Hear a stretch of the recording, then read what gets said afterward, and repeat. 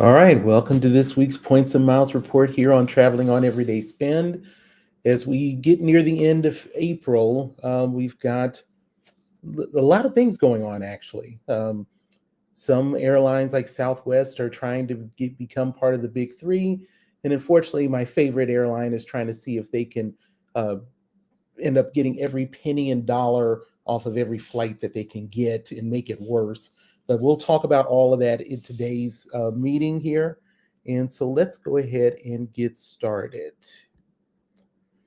So as far as when we're talking about the credit card offers, because American Express really only had the two Marriott cards that ended, so we don't have anything from them right now. For Bank of America, we still do have the Alaska Airline credit cards, which I'm telling you, these Alaska Air Miles are some very valuable miles to work with.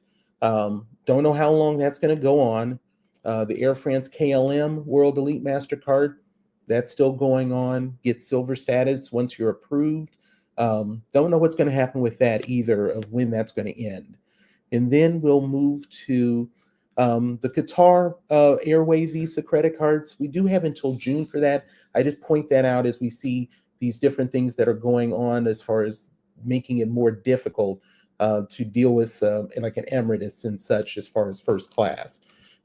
Chase, the big thing I would end up referring to are the Avios credit cards.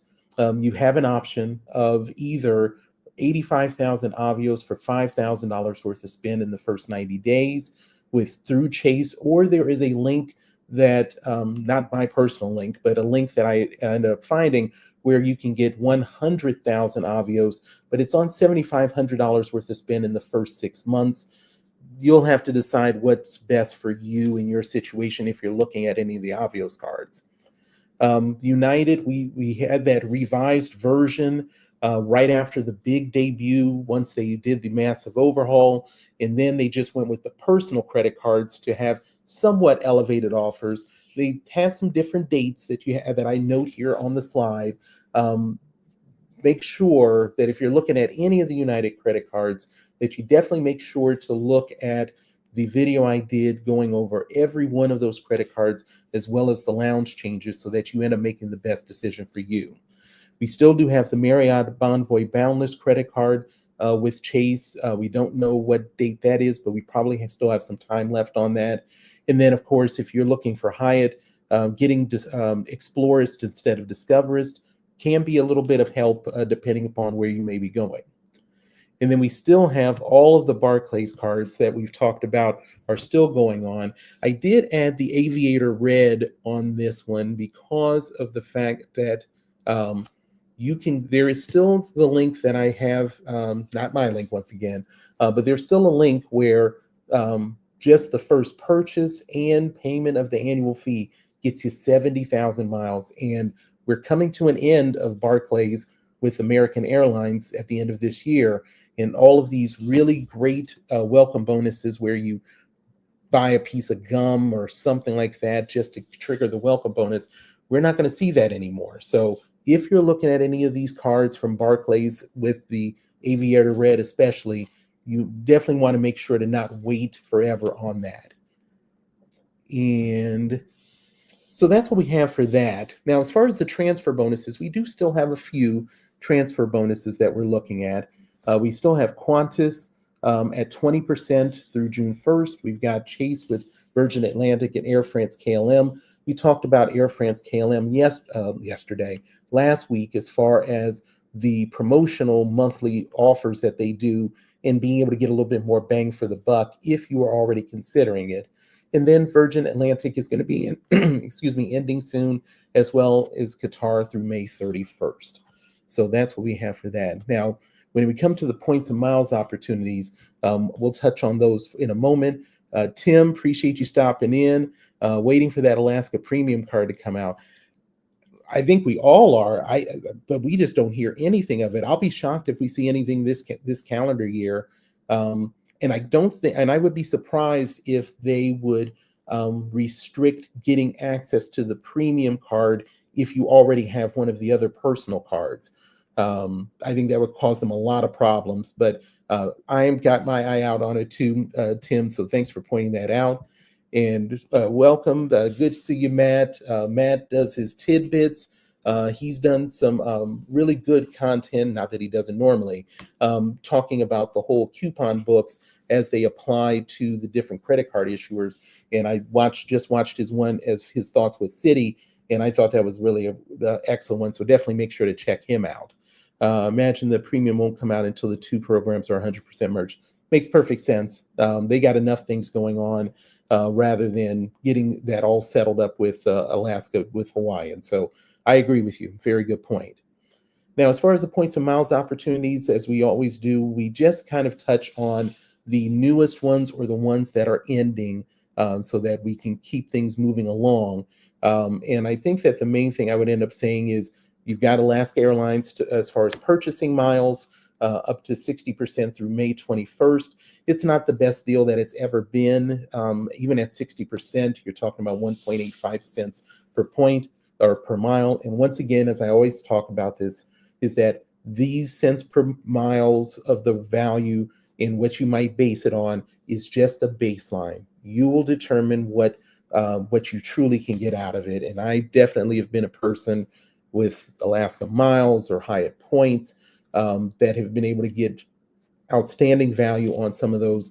In paying for the points or miles would not be a big deal for me at all in some cases, but make sure you do your homework. We're getting near the end of the Hyatt 777 bonus points per night at their casino hotels because that you need to complete the eligible nights by June 9th. So you still do have an opportunity to be able to do that. Make sure you register first, though. I'll still have the registration link in the description so that you'll make sure to be able to do that. And then we have, as far as purchasing miles with Hawaiian, once again, similar situation, 1.87 cents per mile. Not the best one, but if you got some topping off to do, that might be something to look at. And then I would end up saying, let's move to, here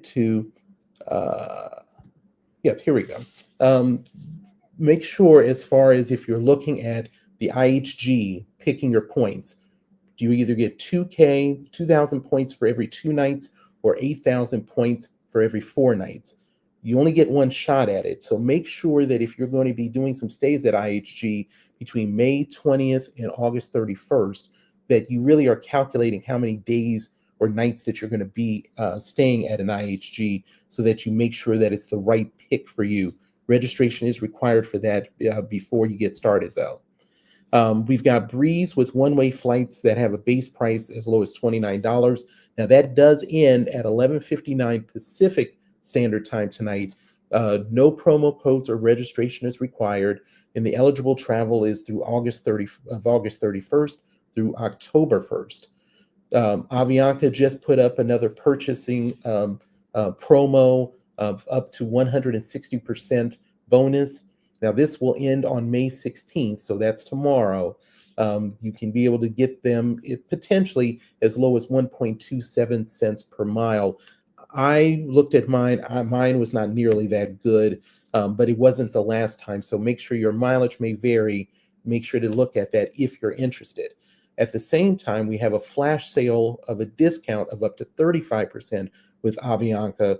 As long as you book between May 14th and May 20th, you can have travel through November 1st. There's 30 routes on sale. I'll make sure to put a link for the landing page so that you can look over all of those to see what might work for you, if any. And then, of course, you'll get an additional 5% if you have one of the Life Miles co-branded credit cards, and those are through Cardless for those. And then JetBlue is another one that ends tonight. It's a book it before it's hot flash sale. Ends at 11:59 p.m. Eastern Standard Time tonight, starting at $49 each way. Your travel dates are between May 27th and October 4th. Now, the most and cheapest options will be from their hubs, which is Boston, Fort Lauderdale, JFK, and Orlando. So if you're looking at JetBlue for potential flights and that might fit, make sure you take a look at that. I'll have a link for that in the description. Hyatt went with another round of being able to purchase their points at 20% discount. Yours may be a higher minimum though. It's being reported to be 3,000, but mine was a bit higher. So your mileage may vary on that. But there is a cap of 55,000 points is the maximum purchase that you can do per calendar year. So keep that in mind. If not necessarily that 20% is the greatest deal you'll ever find. And then Ennismore Hotels has their disloyalty sale. Now, we talked about disloyalty probably about a few weeks ago. And disloyalty is the loyalty, ironically, program where you're basically paying $216 for an annual membership. And what that does is that gets you some discounts in some certain situations. 50% off of a stay at a new hotel, 20% off a first-time stay at a hotel, particular hotel, and there's various other ones. This sale is specifically for people that are in this loyalty program. So 35% off sale at over 70 locations worldwide. You get till June 11th to book, and you need to travel between June 27th and September 5th. Now, I'll make sure to have a link for the disloyalty program so that you can read it and see if it's something that would be beneficial to you, as well as the landing page for the disloyalty summer sale. Leading Hotels of the World just put out another one of those 100% bonus if you're purchasing points with them. Now, that'll run through June 20th. Once again, your mileage may vary. Some people are saying that it's targeted. I did see it, but I didn't necessarily see it for these exact numbers for that. The main things to keep in mind is that even at 100%, you're still talking about 6 cents per point.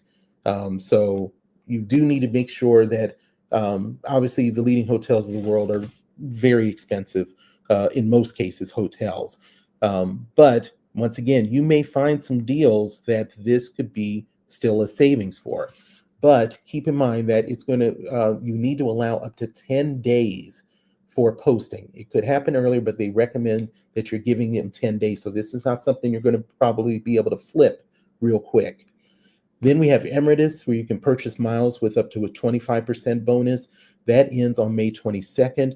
This one is another your mileage may vary. I saw different numbers for me to be able to purchase miles if I wanted to. Make sure you check for your own particular situation. And then SAS, which is Scandinavian, just started their 25% award sale. You need to book by May 18th, but you can travel all the way through September 30th. One nice sweet spot for them is 50,000 points to fly in business class on SAS, though, not any of their partners, SAS to Europe. And that is before this 25% award sale, if you can find the right one that works for you. So that is what we have for that. And so let's move to some of these quick notes that I want to just kind of get out to you just so that you're aware. So JetBlue and Dunkin have their Monday pick-me-up. And what this is that JetBlue has a new livery with Dunkin. Looks like all the colors of Dunkin Donuts, if you're not, for those that are old school like me. Now, if you fly on the plane on a Monday between May 19th and September 1st, you can actually receive some status. So if you do need to be a True Blue member of JetBlue, and you need to be a Dunkin' Rewards member. And what you'll get is you'll get Mosaic 1 status and a boosted status for Dunkin' for 3 months. Now, if you already have JetBlue status of at least Mosaic 1, then you'll receive 20 tiles and 2x for 3 months for Dunkin' if you already have boosted status. So there is a link that has information, and what they do is they'll let you know of upcoming flights that they're doing so that you can plan ahead if this was, not that you're planning for it, but if it's something that just seems to fit, this might be something that's just kind of semi-entertaining. And then Emirates, we found out that on May 12th, their first class awards now can only be done if you have silver, gold, and platinum member status. Now, not overly shocking of them doing it, but of course the thing we need to know is how can we still be able to do this? So it's not really a big loophole for this. basically what you look at doing is booking a business class on points, and then you can seek an upgrade on points on the day of the flight.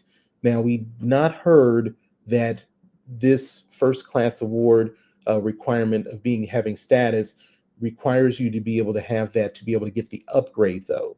So that may be very helpful to be able to look at. Now, if you're not doing it on an A350, though, beware that you will be looking at a 232 format for business or a 222. So it's not as nice, but make sure to keep aware. Just want to make sure you're aware of that. Option 2 is if you really think you're going to be doing some first class award flights, then you can look at getting the Barclays credit cards, which is at $99, which will get you silver, and then $499 for gold. Actually, I'm not totally sure on that one. The Barclays one does have Emirates, though. But I'll make sure to add something for that on the credit cards. Then we have American Airlines has an executive platinum JetBlue match. So if you have Mosaic 3 and 4, you can match to executive platinum for American Airlines. Now, this match period ends June 30th. The match will last 4 months, and you can extend it by matching certain loyalty points. So gold would be 13,000, platinum is 25,000, platinum pro is 42,000, and then executive platinum is 67,000.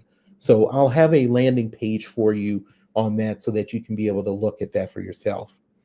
And then Etihad and TAP Portugal have expanded their 2023 code share agreement. And as of yesterday, now members of each loyalty group can earn and redeem with the other partner. Now, the question is this leading its way to potentially Etihad looking at joining Star Alliance? And we don't know as far as that. We've seen the independence of some of these Middle Eastern airlines, but we've also seen where they've joined. And we don't necessarily know where Etihad's going to go with that, but this is kind of getting into a real strong relationship with TAP Portugal, which is a little bit surprising for them. So we'll have to see what ends up happening. Now, US Bank, if you have one of their rewards credit cards, they're bringing back the double rewards program. It's going to be next month, and it runs June 11th through June 13th for reward credit card holders. Now, the double rewards can be received by purchasing via the Shopping Deals website or by using the browser extension that you can get for this. Now, you do have to activate each of these offers before you pull the trigger on them. So if you have the US Bank Cash Plus Visa Signature card, which if you are a cashback person, I strongly recommend the card.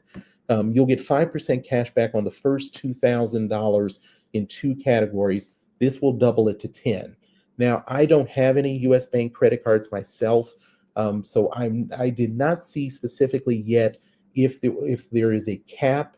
I'm sure there will be, but I don't know what that cap is. So as we get closer and as more information comes out, I will make sure to share that with you.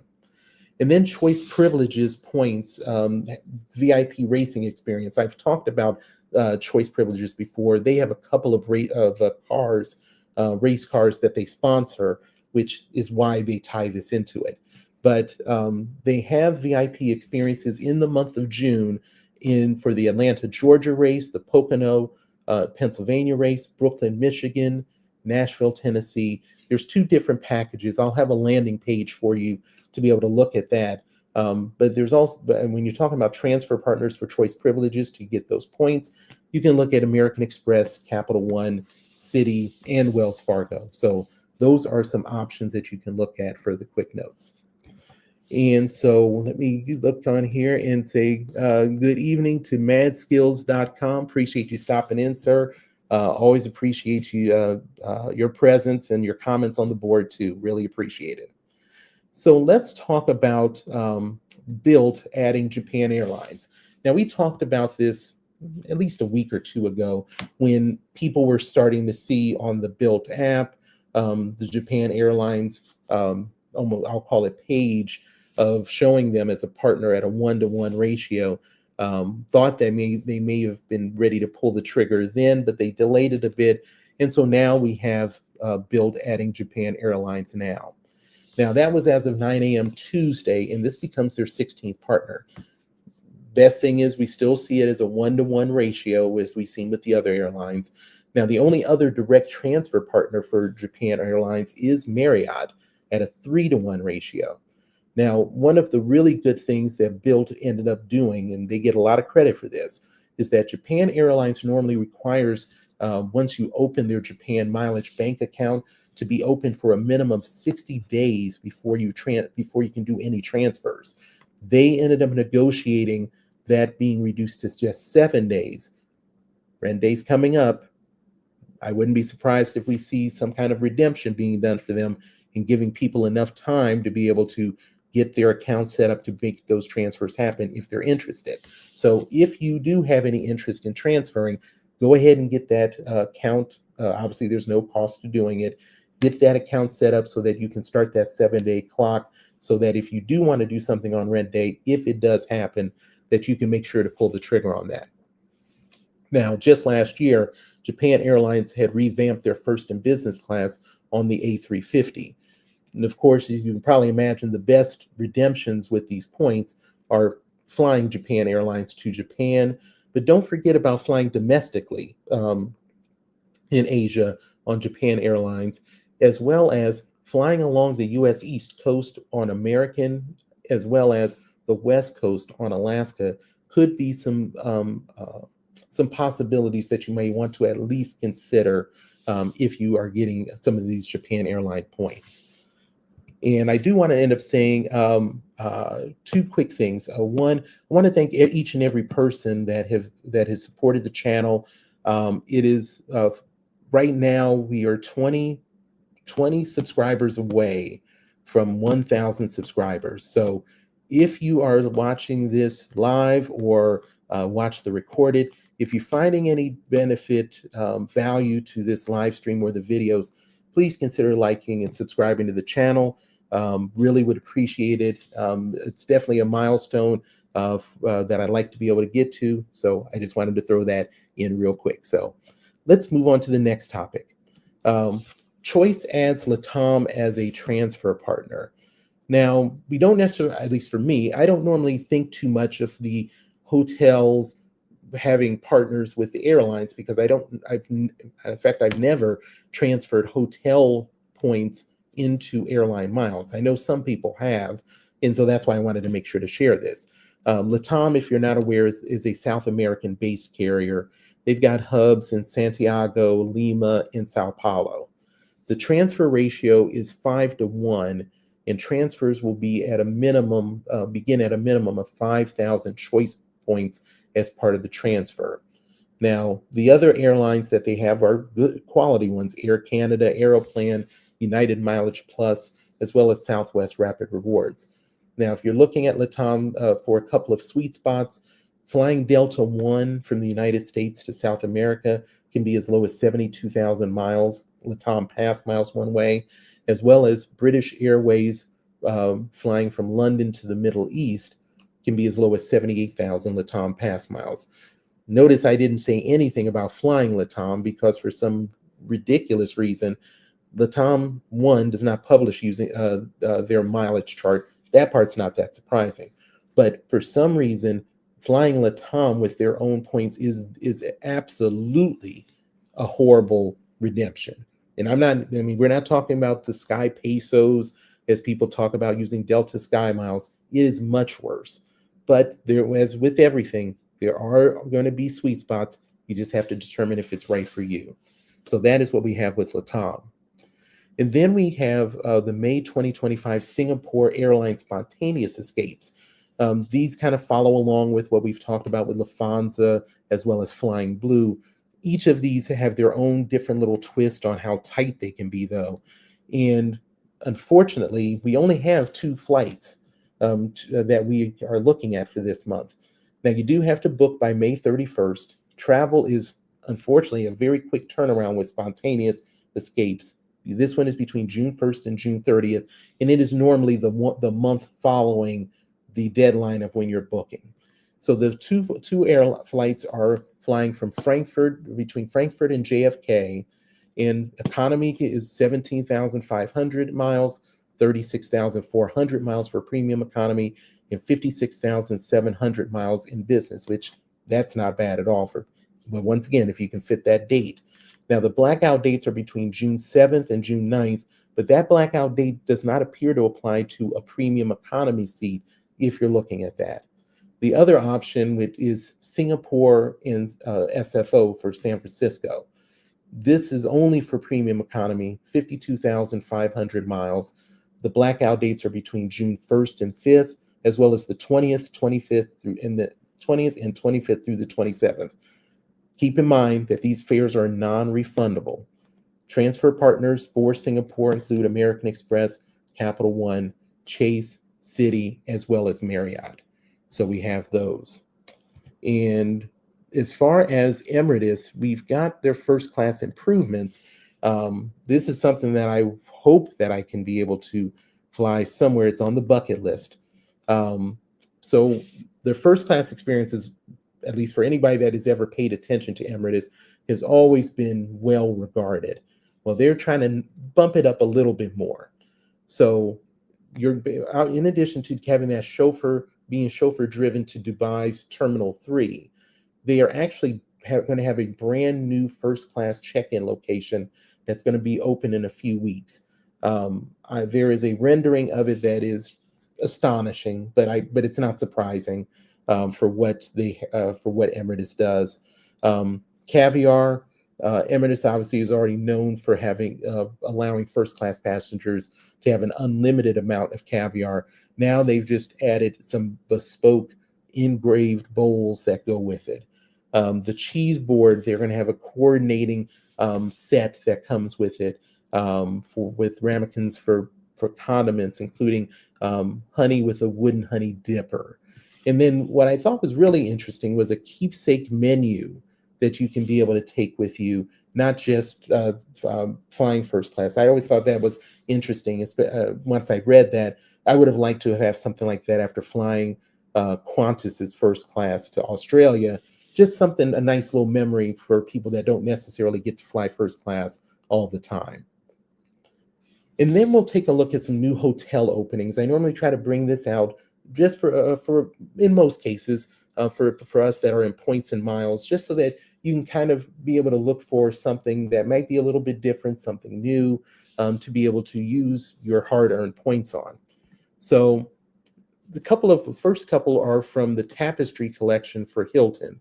One is the Nobleman Fort Worth. It is 121 guest rooms with 32 extended stay suites with kitchenettes. It's built around a historic fire station there.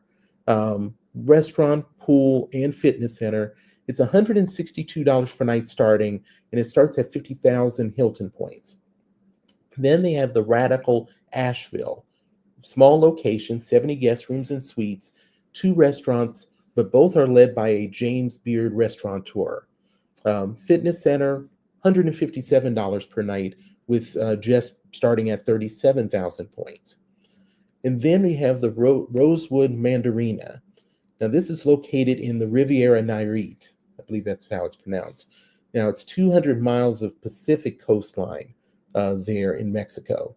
It's a very diverse area, and the hotel actually sits between the ocean, mountains, and the flatlands all at the same time. 140 guest rooms in suites. Amenities are 4 restaurants and bars, spa, an equestrian center, zip lining, and more. Now, there is no points that you can use for this for Rosewood. I think we touched on them before. Because they're so high priced, I like throwing them out every now and again. This is starting at $845 per night there, which is quite high. And then as far as a few hotels, we also have let me actually do this. There's actually 3 more. The SLS Barcelona. Now, this is under basically dealing with the Accor Live Limitless, the Ennismore hotels. Now, this is a 5-star waterfront resort at Port Forum there in Barcelona. 6 restaurants and bars, 3 pools, fitness center, $389 per night. Not too bad if it's really a 5-star waterfront resort. Now, of course, when we're talking about Accor Live Limitless, we're talking about 2,000 points equals so many euros. And right now, I think the valuation would be 2,000 points equals $45 towards your total hotel cost. Then you have a Kimpton, Maine, Frankfurt. That's part of IHG. It's going to be It's located in the financial district. 155 guest rooms with, and if you've ever been at a Kimpton, I've been at 2 total. Living room concept, European, brazier, and rooftop restaurant, fitness center, $173 per night, 28,000 points. Kimptons to me are a little bit, I'll be curious what you all's thoughts are about Kimpton. Little quirky for me. I'm trying to look at, sitting down with my wife after this to talk about what hotel are we going to stay at when we go to Taipei in early next year for the Lunar New Year. And so I'm kicking around between a Kimpton, a Grand Hyatt, as well as a Regent to a certain extent, and then a Shangri-La there. So still trying to figure that out. If any of you all been to Taipei, feel free to share your comments because I'll take everything I can get. And then we have the JW Marriott Auckland. This is going to be the debut of the that brand in New Zealand. It's in the city's central business district. 271 guest rooms, 15 suites, and a presidential suite. Now, each suite is actually going to have techno gym, fitness accessories, equipment, and mini bars as far as for shakes for post-working out. The amenities have 2 dining options, a rooftop wellness center, as well as a fitness center, $190 per night starting, and 30,000 Marriott points. Now, as far as, I only have 2 of what's coming up. We have a Casa Duha, I think it's pronounced that way, in Argentina. This is under the Hyatt Unbound collection. There will be 52 villas and suites, 2 signature restaurants, spa fitness center, and a lagoon. It will only be the 3rd Hyatt property in Argentina, and that is with 2 Park Hyatts there in Buenos Aires and Mendoza. Then you're going to have a Nomad opening up in Singapore, and that'll be under Hilton, and that'll be the first Nomad in Asia. 173 guest rooms, and it's being spoken of as sophisticated design with world-class dining and immersive cultural programming. But we don't really have any more than that as far as what's going on right now. So let's talk about Polaris. The United Polaris really, from what I've seen and read, really have elevated themselves to really superstar status, definitely from the American Airlines, from what I'm reading.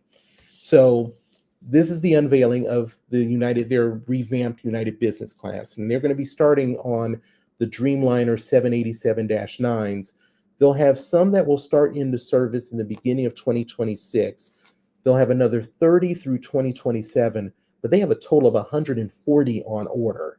And they will look at doing some retrofitting as well. So this is going to be a long-term process. So if we're staying on the 787-9, you're looking at them having 8 United Polaris Studio Suites, which is brand new, in a 1-2-1 configuration, 56 United Polaris Business Class Suites in a 1-2-1, then 35 United Premium Plus in a 2-3-2, and then 33 United Economy Plus in a 3-3-3.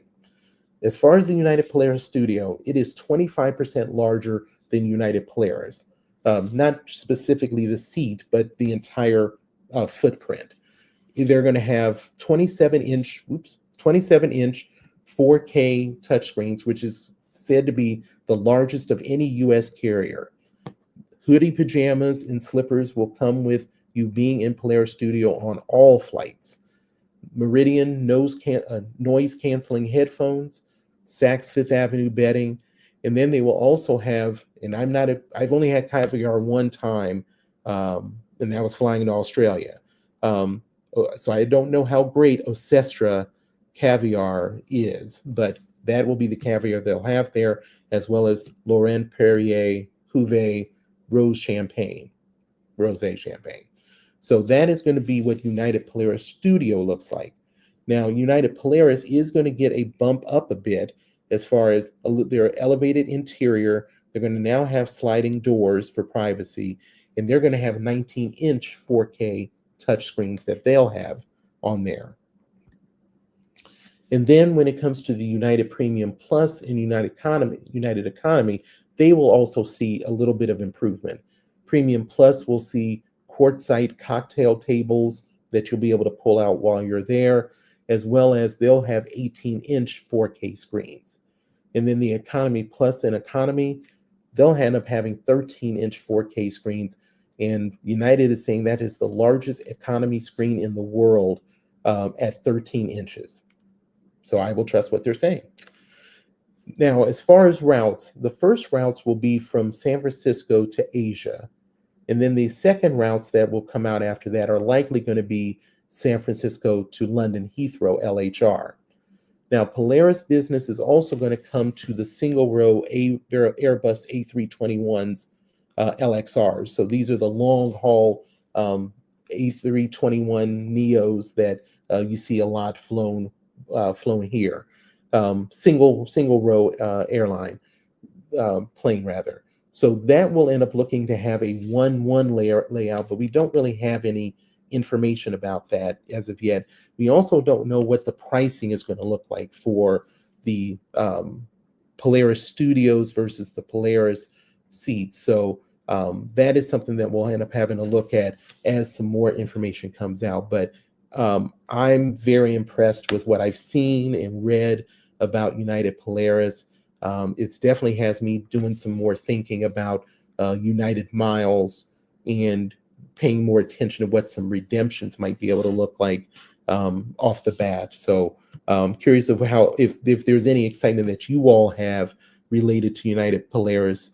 And I've not flown Polaris before, let alone the studio. So be curious of what you all's thoughts are on that. And let me see, we got Sledge. Appreciate you stopping in, sir. Always great to see you. And John, welcome back formally from Iceland. Another fellow YouTuber, as well as Sledge. And just got back from Iceland, been providing some really good information on what he was able to do there as far as with his credit cards and such. And I think it's a really good experience because not necessarily a lot of people go to Iceland. So I definitely would want to throw him out, as well as Sledge is excellent people to be watching. So let's take a look at Spirit. Now, I must admit, if Spirit flew to where I normally go see my son, where right now I have to only fly Southwest, I would actually consider Spirit slightly. And that is a big step for me to even say. But let's talk about the next phase of their release as they try to go from a strictly economy airline to try to get more to the mainstream. So the first thing we just talked about is the extra legroom seating. So they will be getting an additional 4 inches of legroom, and the total pitch will become around 32 inches. Now, the installation will start in June, and the majority of the fleet will be retrofitted by July. So that's a very quick turnaround. But the complete fleet will not be done until 2026.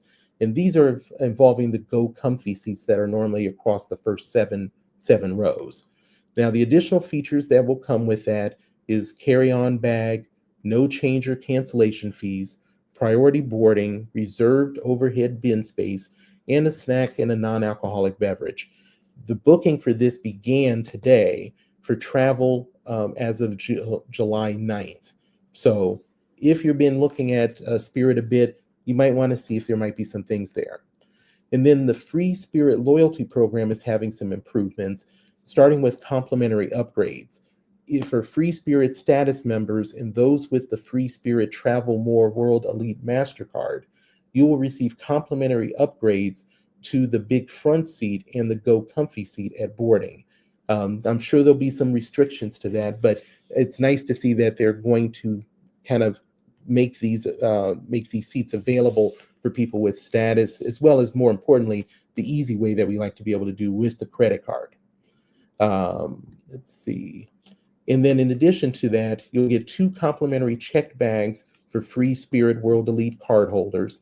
Now, this will start later this year, but we don't know the exact date as of yet. There'll be expanded redemption options where you can redeem your points for big front seat, go comfy seat, as well as some personalized experiences and elevated perks that are forthcoming. Now, we've obviously seen where hotels and airlines have really tried to do more with experiences that you can use their points and miles for. So this is not surprising to see that Spirit may look at doing something like this. Now, they are going to be launching a free Spirit debit card this fall. Now, you'll be able to earn points with the debit card that you can use on Spirit. Perks will include priority boarding. Now, the one reason I would consider Spirit a bit is their big front seat. I've heard about it, but as I've read a little bit more about it, maybe for a short flight. First, it's the first 2 rows in a 2-2 format, leather seating with a pre-reclined format, 20-inch width, pitch will vary. Carry-on and a check bag is included with priority boarding, Wi-Fi, snacks, and drinks, including alcohol.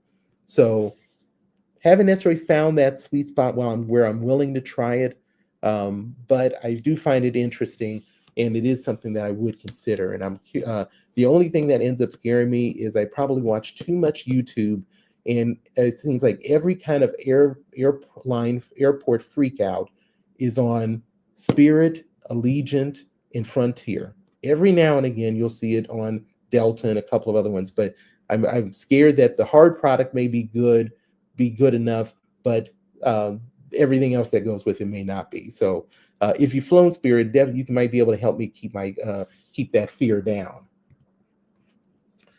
And let's see what we've got here. Call me Lonnie. Appreciate you stopping in. Thanks for coming in. Another great YouTuber, does excellent work on different credit cards and definitely experiences that he's been having as well. And I see who issues the Spirit credit cards. Of course, you'd ask me that, and I don't know why I'm blanking out right now. I wanted to say Barclays, but I definitely am going to have to look. I apologize if someone else knows. Definitely shout it out. But I apologize that I don't know that right off the cuff. But I will take a peek at it. And Sledge says, I've flown Spirit's big front seat. I'd fly them again. That's what I wanted to hear. Some backing on that. So I appreciate it. And yeah, the big seat, as long as I'm in that big seat, I think that can work for a pretty good trip. So, but I'm glad to see what they're doing over there. Bank of America.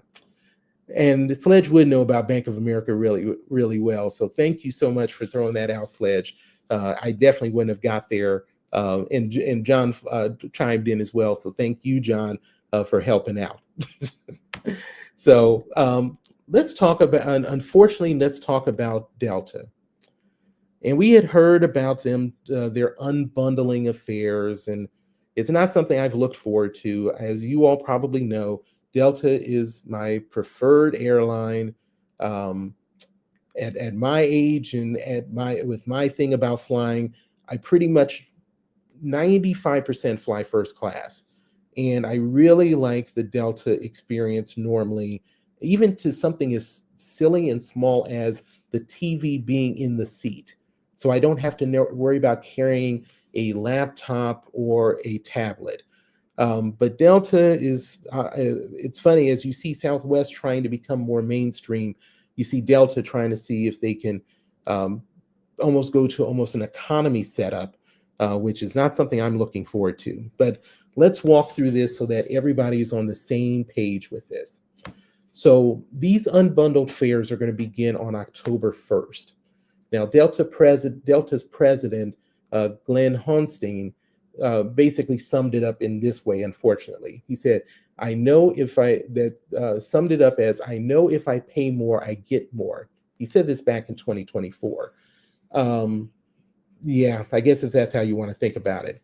So what they're going to do is they're going to take each of these airfare classes and divide them into levels. But of course, Delta wants to make it sound pretty, so they're calling them experiences. So the fare experiences began today for flights departing from the United States or Canada on or after October 1st.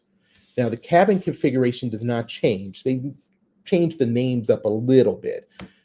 Delta Main, Delta Comfort, Delta First, Delta Premium Select, and Delta One. Just some little minor tweaking on Delta First versus first class. Now, Delta Main will have a basic, a classic, and an extra experiences. That's as they're what we're talking about. Delta Comfort, first class, premium select, and Delta One will just have classic and extra experiences levels. I'm trying to not say these experiences. Now, extra will only apply to flights originating in the United States or Canada and some select international markets. Now, I looked at a few flights related to Europe, and they've had almost kind of like a European fare that kind of sat in for the extra. So you, depending upon where you're going, you might see some different names, but it's probably all going to be really meaning the same. And then extra experiences are supposed to be not allowed when booking award tickets using SkyMiles. Now, I went and looked at some, but I must admit I didn't have time to look at the miles to see if that extra did not show up. But we're going to talk about all of these so that by the time we're done, you're going to know exactly what the experience you're going to, once again, the experience that you have and what it really means. So let's start with the main. So in main basic, you basically get nothing. No refunds, no changes allowed. The last boarding, limited overhead bin space, no miles earned, and you're not eligible for upgrades. So basically they are trying to do their best to have you not fly it. Then you have main classic and main extra. So the differences I've kind of highlighted here are that if you needed to cancel, if you have classic, you're only going to get an e-credit. You're not going to get a full refund back to the source of where you paid if you paid cash. Where main extra, you will get a full refund. The boarding alignment for main will be a little bit different. Zone 6 or 7 if you're classic, zone 5 if you're main. You'll earn more miles in the main extra versus the main classic. And when it comes to potential upgrades, while you're eligible for upgrades with medallion status in main, you're going to have a higher priority for upgrades with medallion status, kind of almost as a tiebreaker, I would say.